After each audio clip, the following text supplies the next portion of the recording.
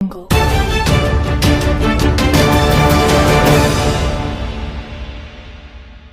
शुभ सकाळ दर्शक बंधु आज हूँ सोमवार सेप्टेम्बर मास 1 तारिख। तो आसतु जानिबा आज देश विदेशर 20टी मुख्य खबर। ता पूर्व एमती लाटेस्ट न्यूज देखापी चैनल टी सब्सक्राइब करी पाखरे थिबा बेल आइकन टी ऑन करी रखंतु। प्रत्येक दिन एहिपरि मुख्य खबर सर्वप्रथमे जानिबा। तो चलंतु डेरी नकरी देखिबा कौन रही आज मुख्य खबर। आज प्रथम खबर 24 घंटे प्रबल अति प्रबल वर्षा रे घाइला हेब ओडिशा। एही दिन सारा राज्य रे येलो वार्निंग जारी। राज्य रे आहुरी 4 दिन पर्यंत लगी रहिबो प्रबल अति प्रबल वर्षा। किछि स्थान रे झिपिझिपि वर्षा सह बिजुली घड़घड़ी हेबार संभावना रही।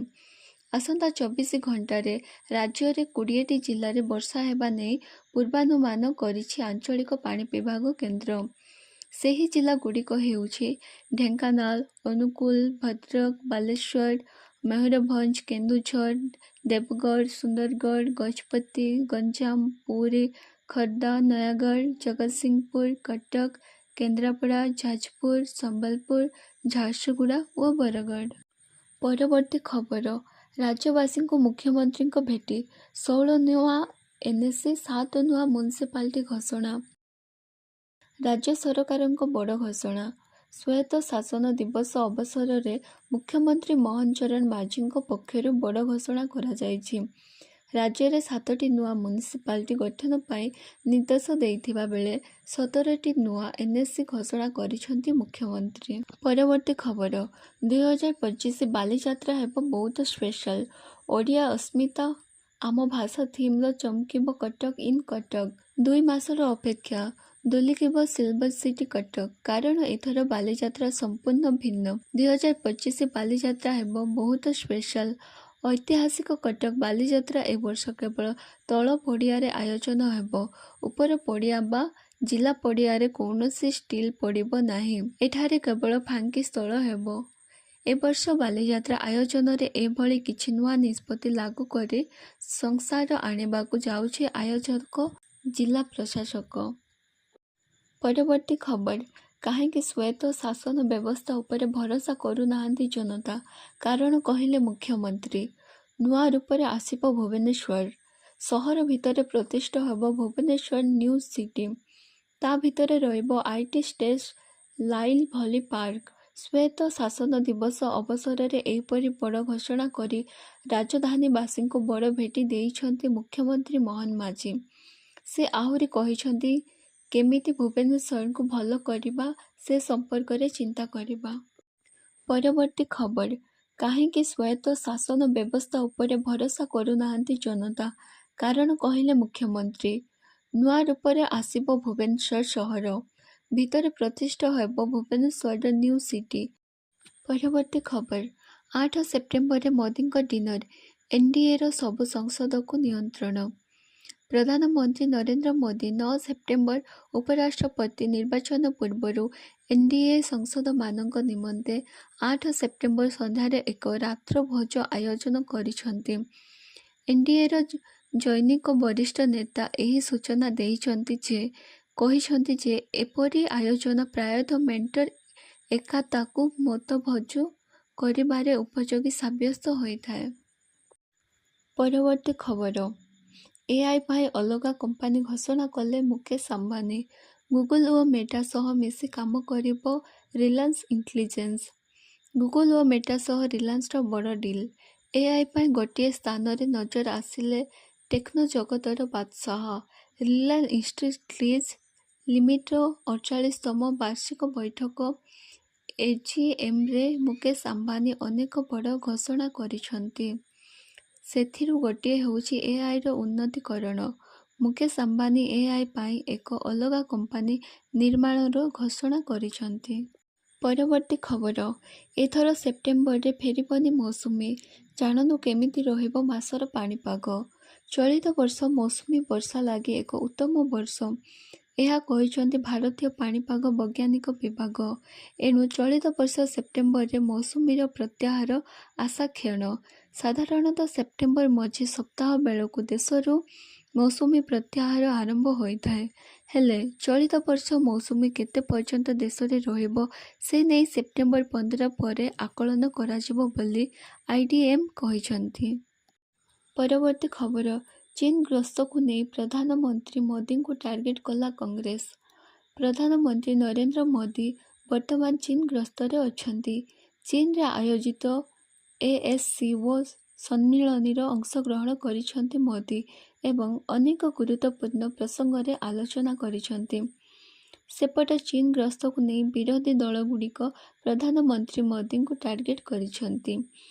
ବିରୋଧୀ ଅଭିଯୋଗ କରିଛନ୍ତି ଯେ ପ୍ରଧାନମନ୍ତ୍ରୀ ମୋଦି ଗଲୱାନ ଉପତ୍ୟକାରେ ଶହୀଦ ହେଇଥିବା ସୈନ୍ୟମାନଙ୍କୁ ଭୁଲି ଯାଇଛନ୍ତି ଏବଂ ହସି ହସି ଚୀନ ରାଷ୍ଟ୍ରପତିଙ୍କ ସହ ହାତ ମିଳାଇଛନ୍ତି। ପରବର୍ତ୍ତୀ ଖବର, ଗୁଗଲ ଉପରେ ଆଟାକ୍ କଲେ ହ୍ୟାକର 2.5 ବିଲିୟନ ଜିମେଲ ୟୁଜରଙ୍କୁ ପାସୱାର୍ଡ ପରିବର୍ତ୍ତନ କରିବାକୁ ନିର୍ଦ୍ଦେଶ। ଗୁଗଲ ବିଶ୍ୱବ୍ୟାପୀ 2.5 ବିଲିୟନ ଜିମେଲ ବ୍ୟବହାରକାରୀଙ୍କୁ ଜରୁରୀ ସତର୍କତା ଜାରି କରି ପାସୱାର୍ଡ ପରିବର୍ତ୍ତନ ଓ 2 ଥର ଯାଞ୍ଚ ସକ୍ରିୟ କରିବାକୁ ନିର୍ଦ୍ଦେଶ ଦେଇଛନ୍ତି। ପରବର୍ତ୍ତୀ ଖବର, ପୁଣି ଏକ ବଡ଼ ନିଷ୍ପତ୍ତି ନେବାକୁ ଯାଉଛନ୍ତି ରାଜସ୍ଥାନ ସରକାର, ସଂଶୋଧନ ହେବ ଧର୍ମାନ୍ତରୀକରଣ ବିଲ୍। ରାଜସ୍ଥାନର ଭଜନଲାଲ ସରକାର ଏବେ ଲଗାତାର ଭାବରେ ବଡ଼ ନିଷ୍ପତ୍ତି ନେଉଛନ୍ତି। ଏହି ସମୟରେ ପୁଣି ଥରେ ଭଜନଲାଲ କ୍ୟାବିନେଟର ଏକ ବଡ଼ ନିଷ୍ପତ୍ତି ସାମ୍ନାକୁ ଆସିଛି। ରାଜସ୍ଥାନ ସରକାର ଧର୍ମାନ୍ତରୀକରଣ ନିଷେଧ ସମ୍ପର୍କରେ ଆଣିଥିବା ବିଲ୍ରେ ପରିବର୍ତ୍ତନ କରିବାକୁ ଚାହୁଁଛନ୍ତି। ଏଥିରେ ଲଭ୍ ଜିହାଦ ଭଳି ପ୍ରସଙ୍ଗରେ ମଧ୍ୟ କଠୋର ବ୍ୟବସ୍ଥା ଉପରେ ବିଚାର କରିଛନ୍ତି। ଏହା ବ୍ୟତୀତ ଆଜୀବନ କାରାଦଣ୍ଡର ବ୍ୟବସ୍ଥା ମଧ୍ୟ ଅଣାଯିବ। ସେହି ସମୟରେ 50 ଲକ୍ଷ ଟଙ୍କା ପର୍ଯ୍ୟନ୍ତ ଜରିମାନା ଦେବାର ବ୍ୟବସ୍ଥା କରିବ। ସେହି ସମୟରେ ଧର୍ମ ପରିବର୍ତ୍ତନ ପରେ ମାଜିଷ୍ଟ୍ରେଟଙ୍କୁ ମଧ୍ୟ ଜଣାଇବାକୁ ପଡ଼ିବ। ସରକାର ଏହି ବିଲ୍ର ଏପରି ବ୍ୟବସ୍ଥା ଆଣିବାକୁ ଚାହୁଁଛନ୍ତି। ପରବର୍ତ୍ତୀ ଖବର, ଟ୍ରମ୍ପଙ୍କ ଟାରିଫର ପାଲଟା ଜବାବ ଆମେରିକା ପାଇଁ ସମ୍ପୂର୍ଣ୍ଣ ବନ୍ଦ ହେବ ଡାକସଭା। ଭାରତ ଓ ଆମେରିକା ମଧ୍ୟରେ ଚାଲିଥିବା ସୂକ୍ଷ୍ମ ବିବାଦର ପ୍ରଭାବ ଏବେ ସାଧାରଣ ଲୋକଙ୍କ ଉପରେ ପଡ଼ିବା ଆରମ୍ଭ ହେଲାଣି। କାରଣ ଏହି ଟାରିଫ ପ୍ରଭାବ ଏବେ ସିଧାସଳଖ ଡାକ ସେବା ଉପରେ ପଡ଼ିଛି। ପ୍ରକୃତରେ ଭାରତୀୟ ଡାକ ବିଭାଗ, ଏହାର ଅର୍ଥ ହେଉଛି ଏବେ ଆମେରିକାକୁ କୌଣସି ଚିଠି, ଡକୁମେଣ୍ଟ, ପାର୍ସଲ $100 ପର୍ଯ୍ୟନ୍ତ ମୂଲ୍ୟର ଉପହାର ମଧ୍ୟ ପଠାଯାଇ ପାରିବ ନାହିଁ। ଆମେରିକାକୁ ଯାଉଥିବା ସମସ୍ତ ଡାକ ସେବାକୁ ସ୍ଥଗିତ ରଖିଛି। ପରବର୍ତ୍ତୀ ଖବର, ଏଣିକି ହ୍ୱାଟ୍ସଆପ୍ ମାଧ୍ୟମରେ କରିହେବ ଆମ ବସ୍ ଟିକେଟ ବୁକିଂ। ଆମ ବସ୍ ଯାତ୍ରୀଙ୍କ ପାଇଁ ଖୁସି ଖବର। ଏଣିକି ହ୍ୱାଟ୍ସଆପ୍ରେ ବୁକ୍ କରିପାରିବେ ଟିକଟ। ହ୍ୱାଟ୍ସଆପ୍ର ବହୁଳ ବ୍ୟବହାରକୁ ନଜରରେ ରଖି କ୍ରୁଟ୍ ପକ୍ଷରୁ ଆମ ବସ୍ ପାଇଁ ହ୍ୱାଟ୍ସଆପ୍ରେ ଟିକେଟ ବୁକିଂ ବ୍ୟବସ୍ଥା କରାଯିବ ବୋଲି ସୂଚନା ମିଳିଛି। ଆଜି ଶ୍ବେତ ଶାସନ ଦିବସରେ ମୁଖ୍ୟମନ୍ତ୍ରୀ ଏହି ସେବାର ଶୁଭାରମ୍ଭ କରିବେ। ହ୍ୱାଟ୍ସଆପ୍ ଏବଂ ଆମ ବସ୍ର ଟିକଟ ବୁକ୍ କରୁଥିବା ଯାତ୍ରୀଙ୍କୁ ଟିକଟ ମୂଲ୍ୟରେ ରିହାତି ମିଳିବା ନେଇ ମଧ୍ୟ ଘୋଷଣା ହୋଇପାରେ। କହି ରଖୁଛି, ଭୁବନେଶ୍ୱର ଓ କଟକ ପୁରୀରେ ଆମ ବସ୍ରେ ଯାତ୍ରା କରୁଥିବା ଲୋକଙ୍କୁ ଏବେ। ପରବର୍ତ୍ତୀ ଖବର, କଂଗ୍ରେସ ଦଳକୁ ଶିଶୁପାଳ ସହ ତୁଳନା କଲେ ମଧ୍ୟପ୍ରଦେଶ ମୁଖ୍ୟମନ୍ତ୍ରୀ। ମଧ୍ୟପ୍ରଦେଶ ମୁଖ୍ୟମନ୍ତ୍ରୀ ମୋହନ ଯାଦବ ରାହୁଲ ଗାନ୍ଧୀଙ୍କ କଂଗ୍ରେସ ଦଳକୁ ମହାଭାରତ ଚରିତ୍ର ଶିଶୁପାଳଙ୍କ ସହ ତୁଳନା କରିଛନ୍ତି। ପରବର୍ତ୍ତୀ ଖବର, ଡାକ୍ତରଖାନା କୋଠା ପାଲଟିଛି ଷ୍ଟୋର ରୁମ୍। ରାଉରକେଲା ସରକାରୀ ହସ୍ପିଟାଲର ଦୟନୀୟ ଅବସ୍ଥା। ଦିବ୍ୟାଙ୍ଗ ଶିଶୁଙ୍କ ଉନ୍ନତ ମାନର ଚିକିତ୍ସା ଯୋଗାଇ ଦେବା ପାଇଁ କୋଟି କୋଟି ଟଙ୍କା ଖର୍ଚ୍ଚରେ ରାଉରକେଲା ସରକାରୀ ଡାକ୍ତରଖାନା ପରିସରରେ ନୂତନ ବିଲ୍ଡିଂ ନିର୍ମାଣ ହୋଇଛି, ହେଲେ ଆଜି ଯାଏ ଏହା କାର୍ଯ୍ୟକାରୀ ହୋଇନାହିଁ। ପରବର୍ତ୍ତୀ ଖବର, ଓଡ଼ିଆ ସଙ୍ଗୀତ ଜଗତ ପାଇଁ ଖରାପ ଖବର। ବିଶିଷ୍ଟ ସଙ୍ଗୀତ ନିର୍ଦ୍ଦେଶକ ଅଭିଜିତ ମଜୁମଦାର ଅସୁସ୍ଥ, ହସ୍ପିଟାଲରେ ଭର୍ତ୍ତି। ସଙ୍ଗୀତ ଜଗତ ପାଇଁ ଖରାପ ଖବର। ଓଡ଼ିଶାର ସୂଚନା ଧନ୍ୟ ବିଶିଷ୍ଟ ସଙ୍ଗୀତ ନିର୍ଦ୍ଦେଶକ ଅଭିଜିତ ମଜୁମଦାର ଅସୁସ୍ଥ। ଅଭିଜିତ ଅସୁସ୍ଥ ଥିବା ନେଇ ସୂଚନା ମିଳିଛି। ଡିଜିଟାଲ ପାସ୍ ମିଳୁଛି, ଏହା ଅନ୍ୟ ସହରକୁ ସମ୍ପ୍ରସାରଣ ହୋଇପାରେ। ସେ ଅସୁସ୍ଥ ହୋଇପଡ଼ିଥିବାରୁ ତାଙ୍କୁ ତୁରନ୍ତ କଟକରେ ସିଟିଏରେ ଥିବା ଏକ ଘରୋଇ ହସ୍ପିଟାଲରେ ଭର୍ତ୍ତି କରାଯାଇଥିବା କୁହାଯାଇଛି। ସେ ଦୀର୍ଘ 2 ଦିନ ହେବ ଲିଭର ଜନିତ ରୋଗରେ ପୀଡ଼ିତ ଥିବା ସୂଚନା ମିଳିଛି। ପରବର୍ତ୍ତୀ ଖବର, ଅନ୍ କରିବା ମାତ୍ରେ ହୁତୁ ହୁତୁ ହୋଇ ଜଳି ବ୍ଲାଷ୍ଟ ହେଲା ଗ୍ୟାସ୍ ଟାଙ୍କି, ପୋଡ଼ିଯାଏ ମହିଳା। ରୋଷେଇ କରିବାକୁ ଯାଉଥିବା ବେଳେ ଫାଟିଲା ଗ୍ୟାସ୍ ଟାଙ୍କି, ପୋଡ଼ି ହୋଇ ଜଣେ ମହିଳା ଗୁରୁତର। ଏହିଭଳି ଏକ ଦୁର୍ଘଟଣା ରବିବାର ଛତ୍ରପୁର ବ୍ଲକ ଅନ୍ତର୍ଗତ ହଂସପୁର ଗ୍ରାମରେ ଘଟିଛି। ଗୁରୁତର ମହିଳା ଜଣଙ୍କ ହେଲେ ହଂସପୁର ଗ୍ରାମର ଈଶ୍ୱର ନାହାଙ୍କ ଝିଅ ଭାରତୀ ବିଶ୍ୱାଳ। ତାଙ୍କୁ ପ୍ରଥମେ ପରବର୍ତ୍ତୀ ଖବର। ସିକନ୍ଦର ଆଲମ ସଙ୍ଗୀତ ପ୍ରତିଯୋଗିତା ମନକୁ ଛୁଇଁଲା ମଧୁର ସ୍ୱର। ସର୍ବ ଓଡ଼ିଶା ସିକନ୍ଦର ଆଲମ ସଙ୍ଗୀତ ପ୍ରତିଯୋଗିତା ଅନୁଷ୍ଠିତ ହୋଇଯାଇଛି। 2025 ମସିହା ଅଗଷ୍ଟ 31 ତାରିଖରେ ଅନୁଷ୍ଠିତ ଏହି କାର୍ଯ୍ୟକ୍ରମରେ ରାଜ୍ୟର ବିଭିନ୍ନ ପ୍ରାନ୍ତରୁ ଆସୁଥିବା ପ୍ରତିଯୋଗୀମାନେ ଅଂଶଗ୍ରହଣ କରିଥିଲେ। ଏଥିରେ ସିକନ୍ଦର ଆଲମଙ୍କ କାଜଜଳୀୟ ଗୀତଗୁଡ଼ିକରେ ମଧୁର ସ୍ୱରର ପରିବେଶ ପରିପୂର୍ଣ୍ଣ ହୋଇ ଉଠିଥିଲା। ଏହି କାର୍ଯ୍ୟକ୍ରମ ସ୍ୱର୍ଗତ କଳାକାରଙ୍କ ପ୍ରତି ଏକ ଆବେଗପୂର୍ଣ୍ଣ ଶ୍ରଦ୍ଧାଞ୍ଜଳି ଥିଲା, ଯେଉଁଥିରେ 5 ବର୍ଷରୁ 85 ବର୍ଷ ବୟସର ପ୍ରତିଯୋଗୀମାନେ ଭାଗ ନେଇଥିଲେ। ଏଥିରୁ ସିକନ୍ଦର ଆଲମଙ୍କ ସଙ୍ଗୀତ ପ୍ରତି ଥିବା ଲୋକଙ୍କର ଅପାର ସ୍ନେହ ଏବଂ ଶ୍ରଦ୍ଧା ଜଣାପଡ଼ିଥିଲା।